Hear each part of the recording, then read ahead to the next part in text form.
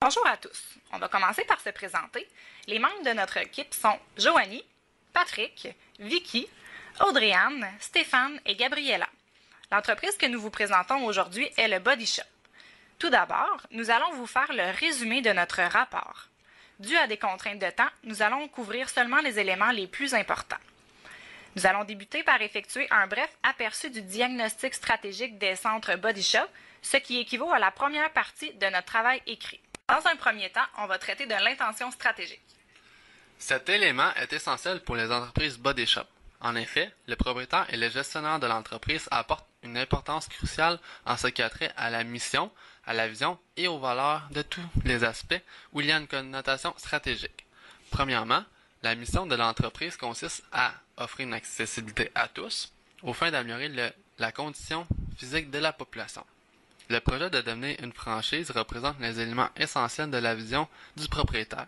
D'ailleurs, il aligne tous les efforts organisationnels pour parvenir à cet objectif porteur de désir.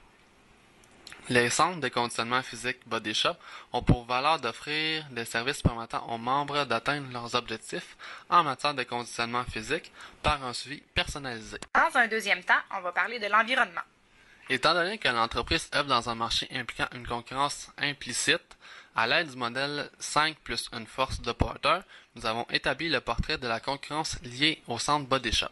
Donc, par le biais de notre analyse, nous en sommes venus au résultat suivant.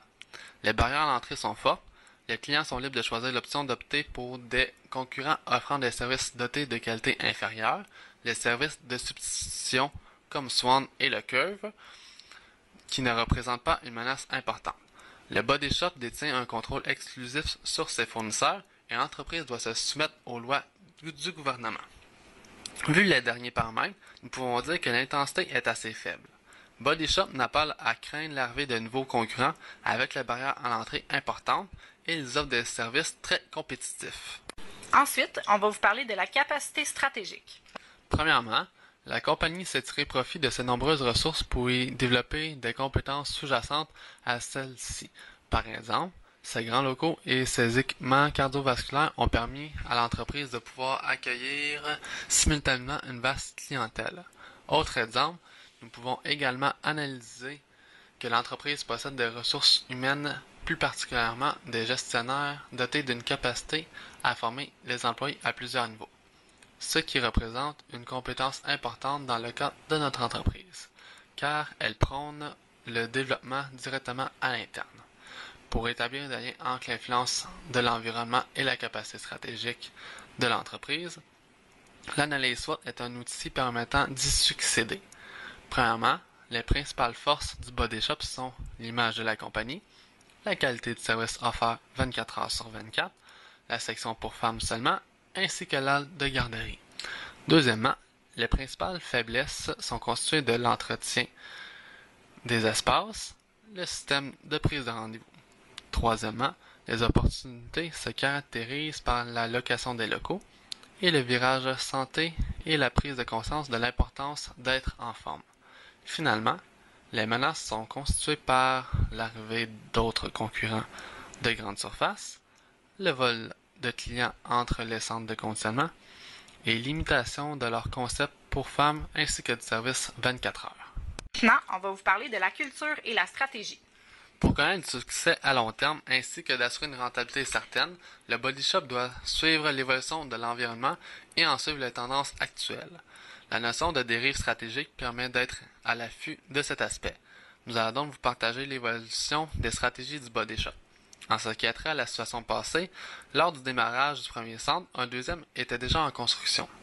À ce moment, aucun plan d'avenir n'était envisagé au-delà de ces deux emplacements.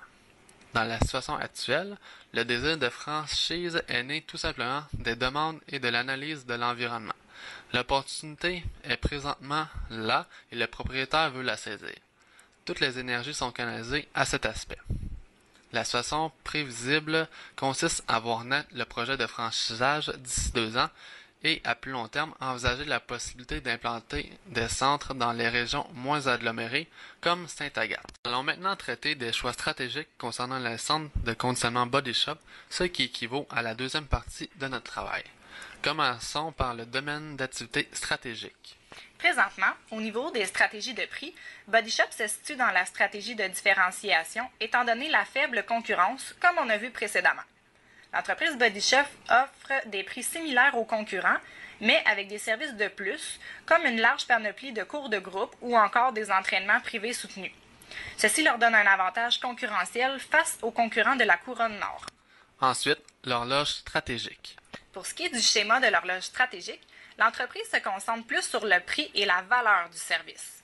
Elle se positionne donc présentement dans la sophistication.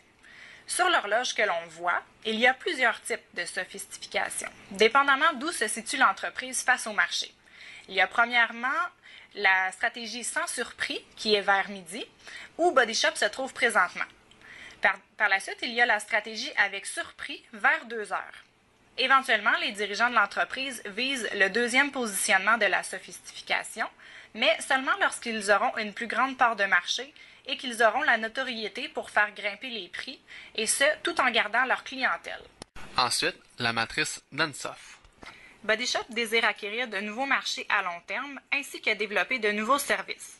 Selon la matrice d'Ansoff, notre entreprise étudiée se situe dans la diversification, plus précisément la diversification liée vers une extension géographique en allant vers d'autres régions du Québec. Par la suite, les innovations. Body Shop essaie de garder une innovation constante malgré le fait que cette entreprise ne possède pas de département de recherche et développement.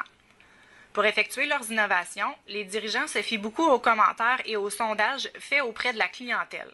Cela veut donc dire qu'ils sont plus axés sur l'étude de l'environnement afin de développer des services qui viennent répondre aux besoins des clients. À titre d'exemple, concernant les innovations, en début de l'année 2013, l'entreprise a inventé un nouveau cours de groupe qui se démarque de la concurrence. Finalement, les acquisitions, les fusions et les alliances. À long terme, Body Shop veut agrandir ses parts de marché dans le Québec afin de concurrencer les plus grands joueurs comme Énergie Cardio. Parmi les options qui s'offrent à l'entreprise, il y a l'acquisition et la fusion. Par contre, M. Foucault, qui est le fondateur de l'entreprise Body Shop, désire garder le contrôle total sur son entreprise. C'est pourquoi, d'ici 2 ans, comme on vous l'a mentionné plus tôt, le propriétaire désire vendre des franchises afin d'atteindre son but.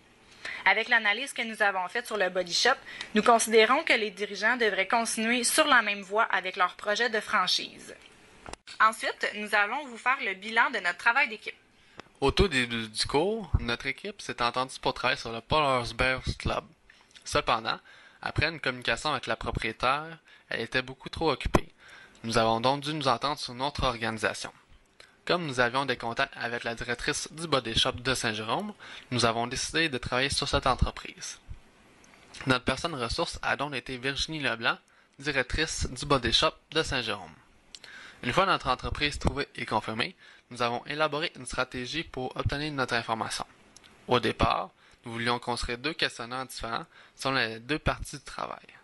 Avec ces 2 questionnaires, nous voulions rencontrer notre personne ressource du Body Shop à 2 reprises. Cependant, nous avons dû nous réajuster en cours de route. En fait, cette stratégie et les disponibilités de notre personne ressource, nous allions manquer de temps. Nous avons donc rencontré la directrice du Body Shop seulement une fois pour lui poser nos questions en lien avec le premier questionnaire. Pour ce qui est du deuxième questionnaire, la directrice a eu la gentillesse de le remplir par Internet, ce qui nous a fait sauver beaucoup de temps.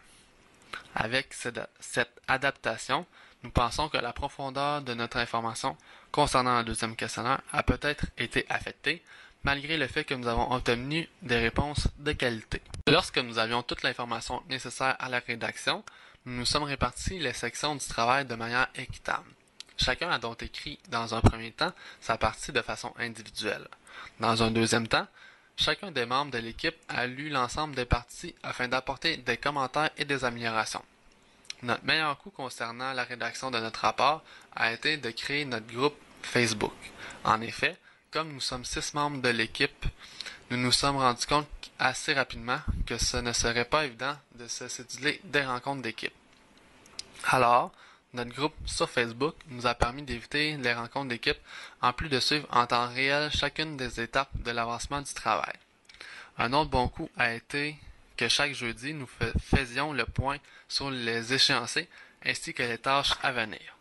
Finalement, le fait d'avoir préalablement défini les rôles et les tâches de chacun dans le mandat d'équipe, cela nous a grandement facilité la vie puisque tout le monde savait ce qu'il avait à faire. Malgré cela, nous avons quand même dû utiliser notre entente intermembre suite à un consensus d'équipe concernant un problème avec un membre de notre équipe. Nous sommes heureux d'y avoir eu recours car la situation s'est améliorée par la suite.